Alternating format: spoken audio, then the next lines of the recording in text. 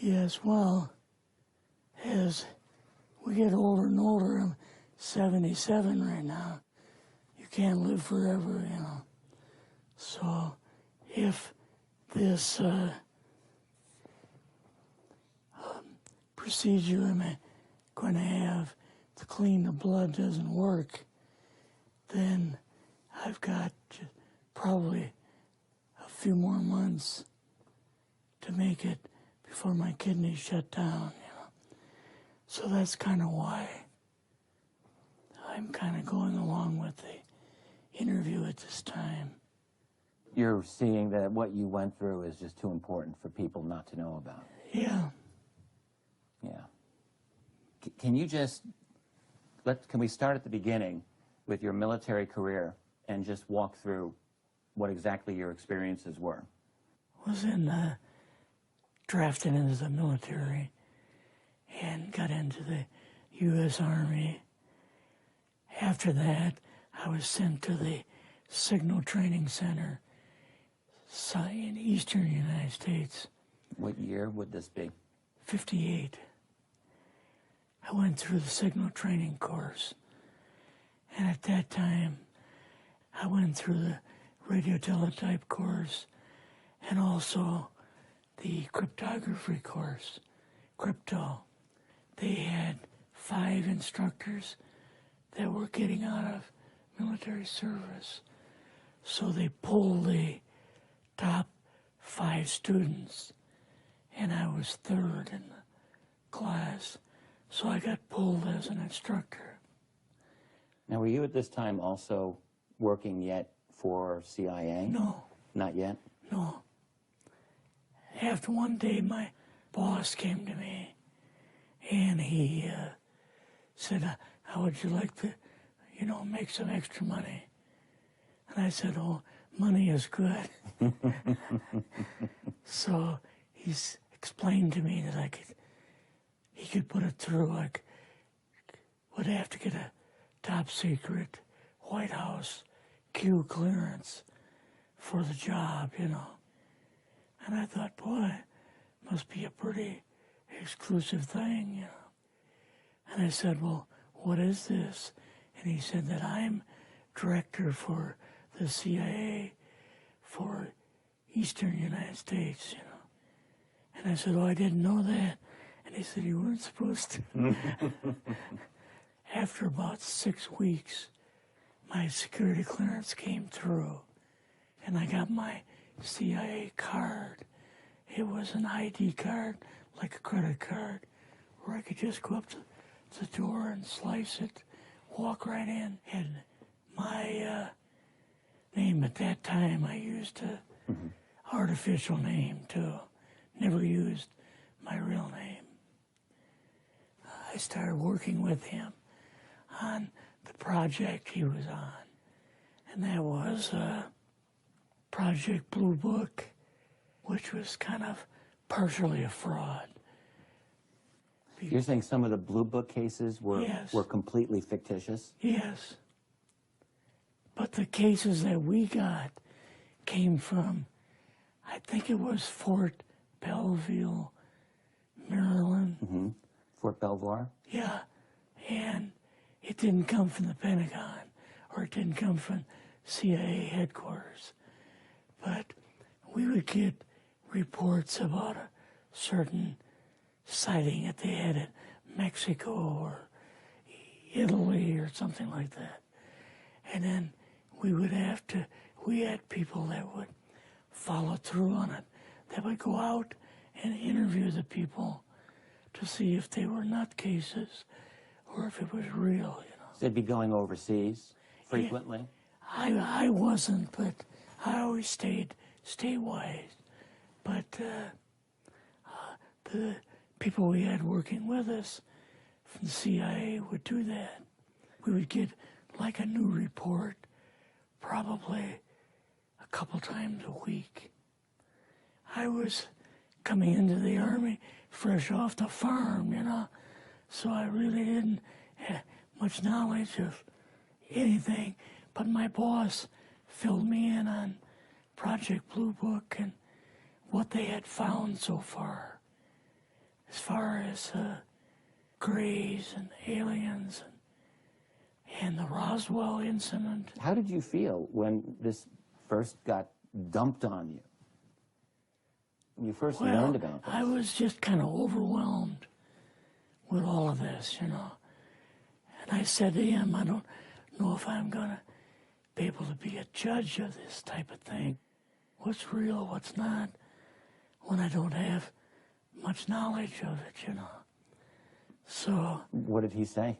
He said, well, we have to build the information as we go, and you'll see how this thing is working out. And then the other thing is, of course, you really weren't able to tell family or close friends, obviously. No, I couldn't tell anybody. In fact, I had to take a vow that I wouldn't tell anybody. A lot of it for 40 years, and more of it for 50 years, which is up in 2010. You're doing all this crypto work. You're looking at images, photographs, video. It's 1958, maybe the fall of 58. What happened after this? At that time, the Project Blue Book thing kind of went pot, you know. If you remember, back in those days, they kind of declared it as a nothing, you know. Mm-hmm. Right. And they were telling the world all UFOs are misidentifications, hoaxes, balloons, psychological issues, whatever. Yes. Yeah. So my boss came to me and he says, we've both got a new assignment. And he says, oh, I said, where are we going? Oh, he says, we're going to the Capitol. We're going to be part of the Eisenhower push.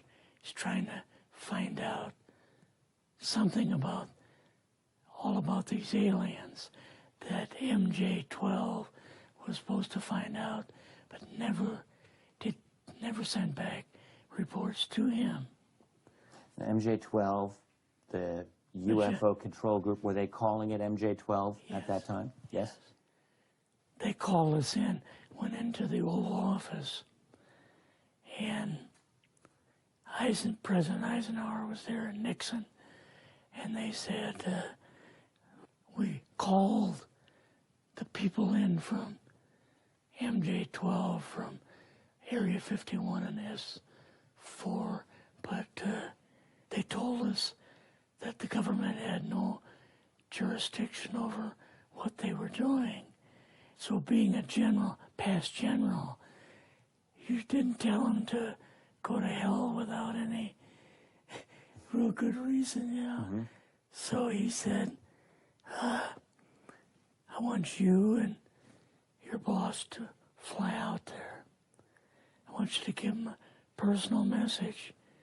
He says, I want you to tell them, whoever is in charge, tell them that to get in, they have this week, coming week, to get into Washington and to report to me.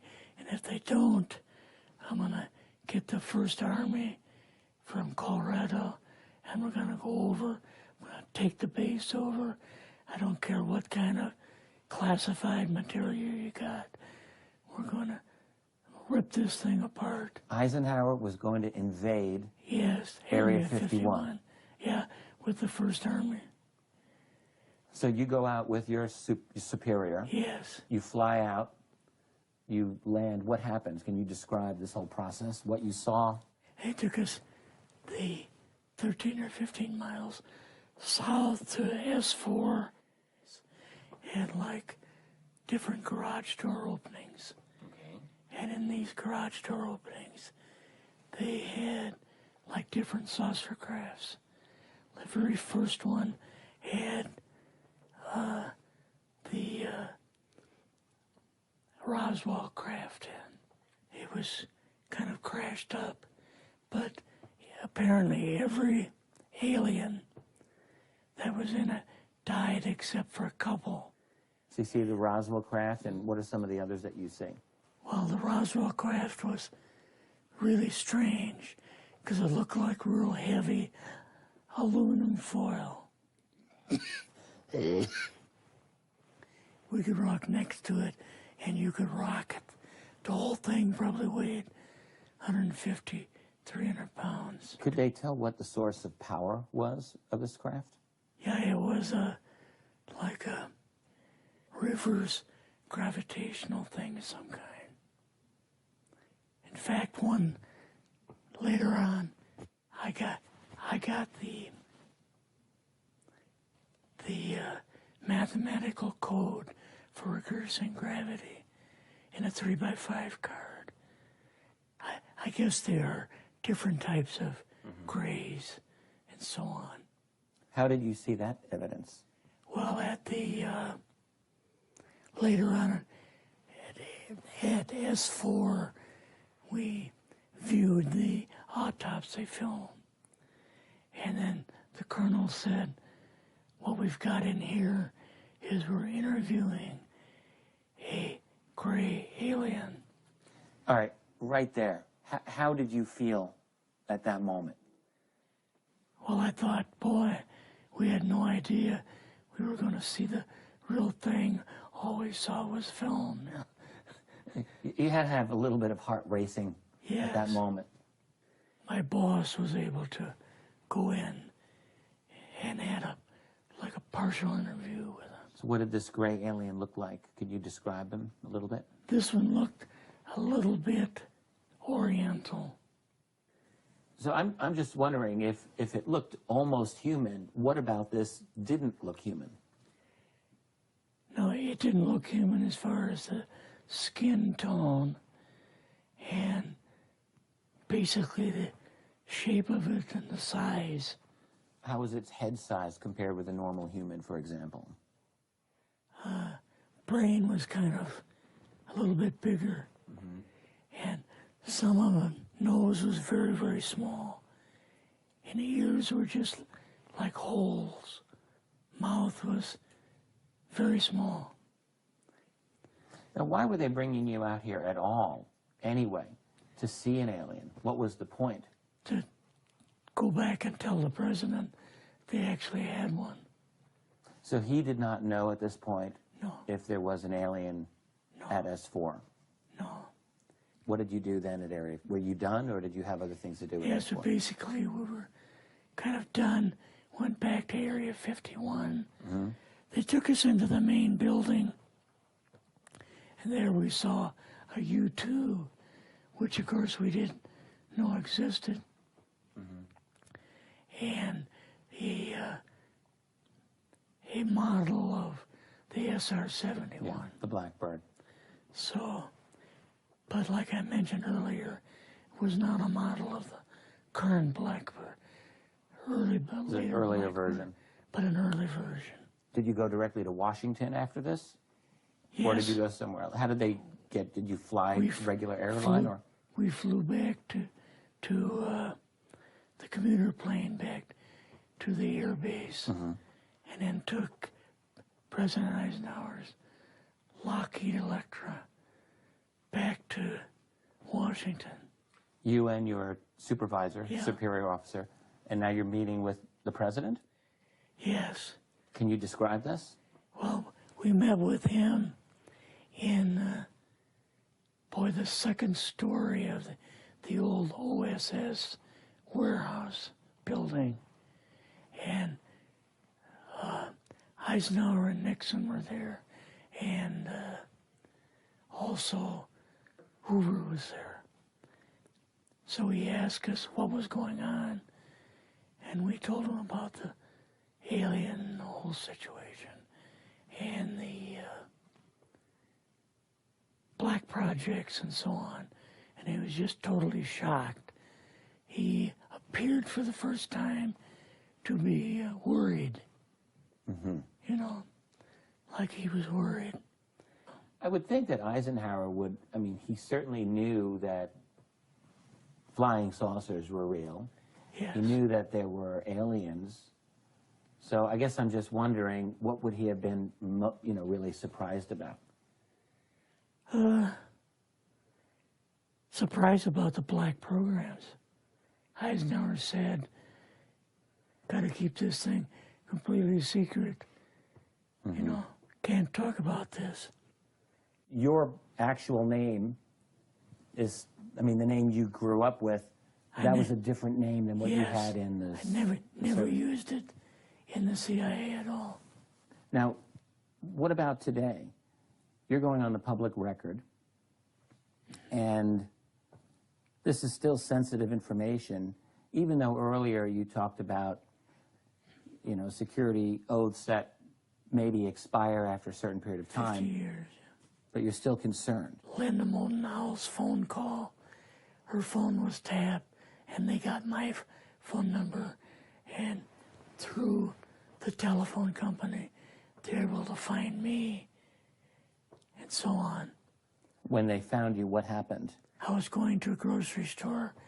Two guys in a black suits come out of a black Lincoln town car and came over to see me. And they told me that I'd better not publish anything or talk to Linda about any more things.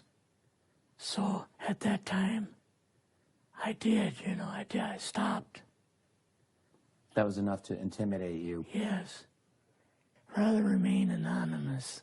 Never show my face on anything. Really, thank you for doing this.